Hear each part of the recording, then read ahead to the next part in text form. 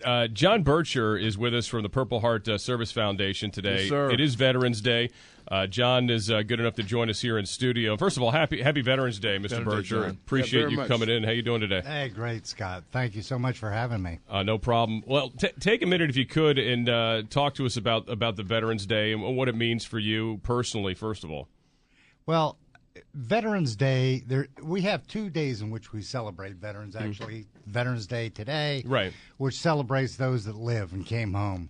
And, of course, we have Memorial Day that we pay homage to those who didn't make it home. But Veterans Day, especially for guys in the military or the Purple Heart like me, all of whom have Purple Hearts, they were wounded in combat, this is a day that we sort of get tribute paid to us. And we appreciate it very much. You know what? My dad always told me respect the uniform, and for many years you grow up and you hear that comment, you don't understand it. And I think as we look over the last 10 to 15 years, and it's happened before, but as a adult now and watching everything that the military does for us, I totally understand exactly what he was trying to say. You know, you caught it a little bit as a kid, and I'll just say thank you. You know, I was sitting there today eating lunch, and the guy walked in, and I told him I got his meal, you know, just because the littlest thing does the biggest thing, because you all are probably should be the most respected in this country, but you don't get it. And I think, you know, just this day is a time we can say thank you, but we should do it all the time. You know, it was very interesting this morning. I spent the whole morning from about 7 o'clock until 12 o'clock when I ran over here at Arlington Cemetery. Mm-hmm. We did a wreath laying at the Tomb of the Unknown Soldier, and Vice President Biden was there at the amphitheater. And there was a civics class of eighth graders who were going around interviewing veterans.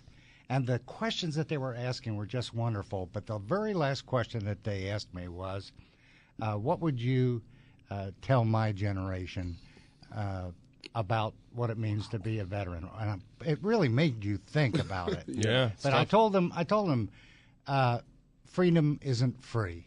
Nope. And we all enjoy amazing freedoms in this country. We love this country, but it isn't free. There is a price to be paid.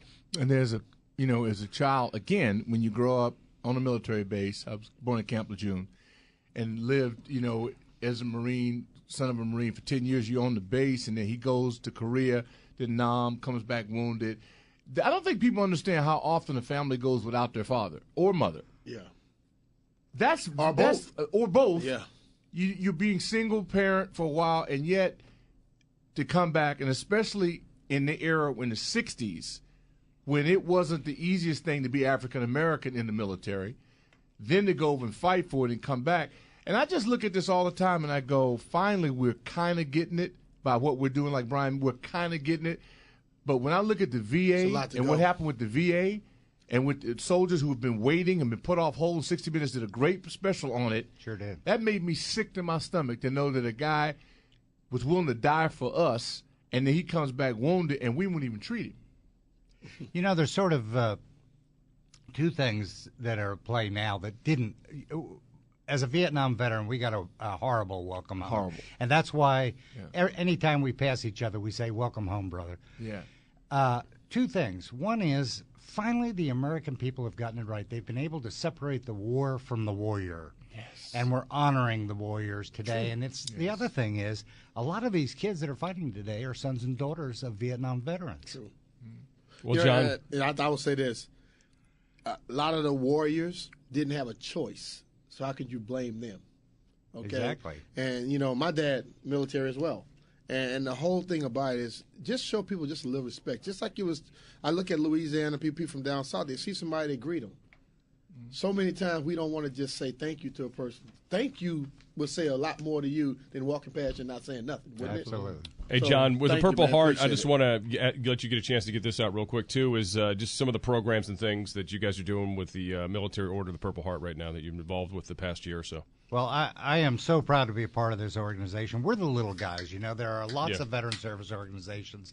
VFW with 3 million, American Legion with 3 million members. We've got 45,000 members.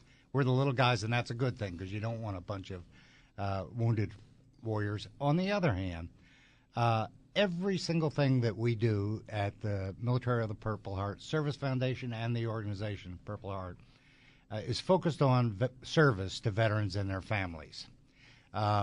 We have an amazing national service program. Even the VA will tell veterans when they're coming in to get their benefits, look, you go sit down with a Purple Heart veteran service officer and let him help you. Yeah.